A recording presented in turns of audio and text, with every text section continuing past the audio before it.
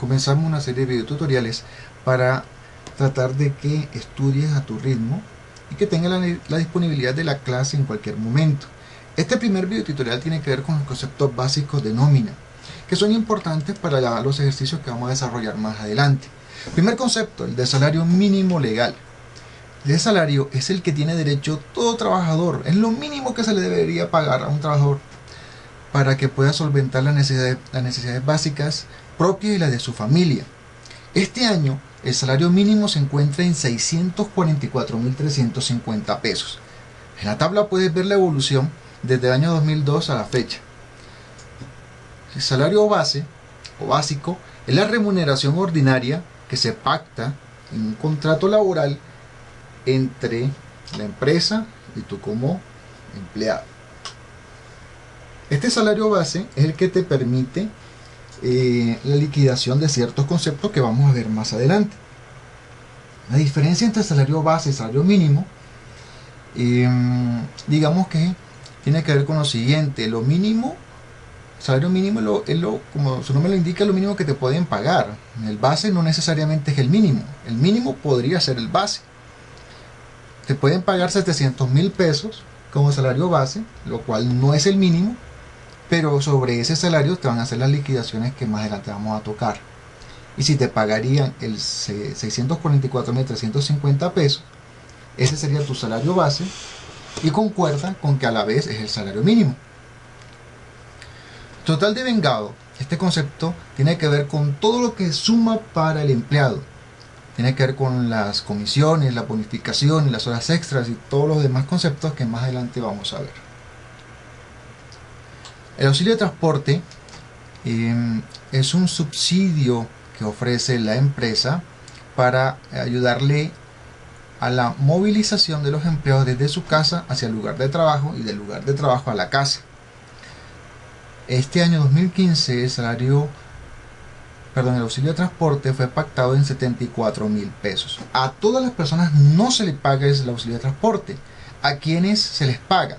A aquellas personas que reciban como salario hasta 2 salarios mínimos mensuales. Si recibe más de 2 salarios mínimos, a esa persona no se le paga auxilio de transporte.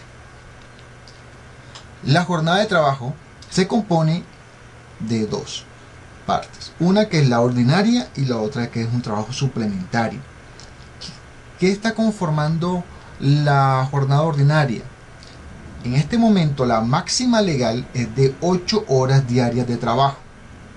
Esa sería la máxima legal y esa sería tu jornada ordinaria de trabajo. Es posible que una empresa diga que tu jornada ordinaria sea de 6 horas y esa sería tu jornada ordinaria. La máxima legal 8 horas, pero puede ser menos o también podría ser más. Se supone que la máxima legal es de 8, pero hay algunas empresas y dependiendo de la naturaleza del trabajo y del rol que cumple en la sociedad, es posible que sea un poquito más. Y tiene que tener también pues ciertos permisos del Ministerio de Trabajo, ¿cierto? Todo aquello que se salga de esa máxima legal, es decir, si usted trabaja 8 horas y media, 9 horas, se constituye trabajo suplementario. Si la jornada ordinaria estaba pactada en 6 y usted trabajó 7, pues esa hora de más también sería trabajo suplementario.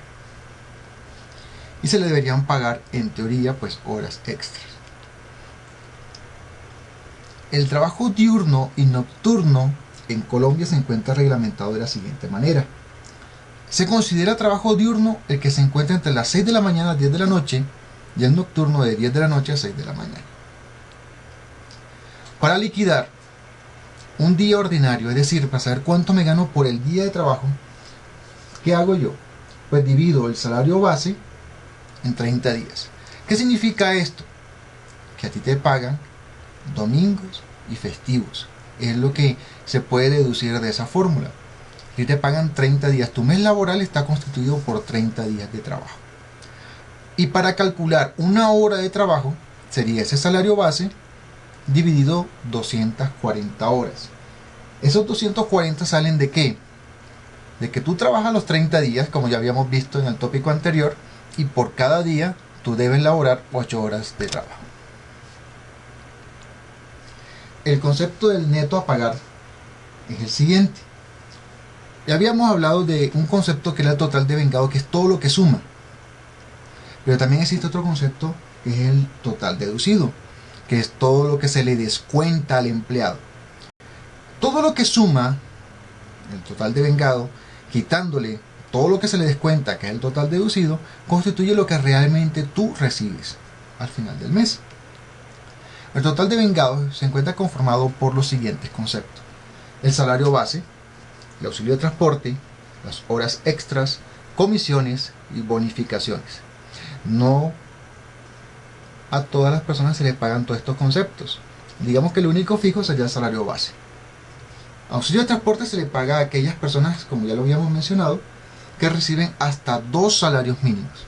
Horas extras a aquellos que trabajen de manera suplementaria. Las comisiones a aquellos que trabajen en el sistema de ventas y que reciben una comisión por la venta que se realice en el mes. Mismo que la bonificación estaría a discreción también de la empresa. El concepto de IBC o ingreso base de cotización es un concepto importante que vamos a utilizar al momento de liquidar las deducciones del empleado, es decir, todo lo que se le descuenta al empleado. El IBC es el total devengado quitándole el auxilio de transporte. El auxilio de transporte se considera que no es un factor salarial, es decir, no hace parte de la remuneración por tu trabajo, sino simplemente es un subsidio, una ayuda que se te da. El total deducido se encuentra conformado por los siguientes conceptos: salud, pensión, fondo de solidaridad pensional, retefuente, libranza, fondo de empleados y cooperativas. Digamos que a la gran mayoría de los empleados se le tienen que descontar salud y pensión. El fondo de solidaridad pensional es un fondo que se crea para ayudar a las personas que no tienen la capacidad económica para pagar su pensión, y digamos que a las personas que cuentan con el beneficio de que su situación económica es buena, y tienen que ayudar un poco a estas personas que no tienen dicha condición para que también coticen en la pensión. El retefuente es un concepto que hablaremos más adelante. Libranza, digamos que es un descuento que se realiza por nómina siempre y cuando tú lo autorices por escrito, y consiste en lo siguiente: es posible que almacenes como Home Center tengan un pacto o una alianza con un convenio con tu empresa. Tú sacas un electrodoméstico, lo fijas en tantas cuotas, lo sacas a crédito, y tú no te entiendes ya con Home Center, sino que la empresa es la que va pagando la Home Center y tú te entiendes con la empresa. Es decir, tú nunca te tuviste que mover de tu sitio para ir a Home Center a pagar, sino que mes a mes te lo va descontando en la nómina tu empresa. Los empleados también tienen una manera de ahorrar mes a mes, guardando su platica en el fondo de empleados o en las cooperativas. Es plata del empleado, sí, pero mes a mes se te va descontando lo que tú designes y se va guardando en ese fondo. Al final tú puedes decir: me retiro del fondo y me devuelven la plata, claro, pero mes a mes se te va descontando. Para liquidar la salud y la pensión debemos tener en cuenta lo siguiente: se hace con base en el ingreso base de cotización o IBC por el 4%. Es decir, que al IBC se le saca el 4%, tanto en salud como en pensión. Esto desde el punto de vista del empleado, lo que se le descuenta al empleado, ¿sí? Y el fondo de solidaridad pensional, como ya lo habíamos mencionado, es la manera que tenemos algunos empleados de apoyar o contribuir a aquellos que de pronto no tengan la capacidad económica para cotizar en pensión, ¿cierto? Entonces, digamos que ahí se va guardando esa platica en un fondo destinado por el gobierno. Aquellas personas que se encuentren en el rango de 4 salarios mínimos mensuales legales vigentes y menor a 16 salarios mínimos, si su IBC se encuentra en ese rango, tienen que aportar el 1% de su IBC. Si es mayor o igual a 16 salarios mínimos, pero menor a 17, aporta el 1.2% de su IBC, y así sucesivamente. Esa es la manera que tenemos como realizar un apoyo para, como te digo, este sector. De pronto hay personas que su situación económica de pronto no es la mejor y no pueden estar, digamos que cotizando. Esto es importante, estos conceptos que acabamos de ver, para los ejercicios que vamos a realizar más adelante.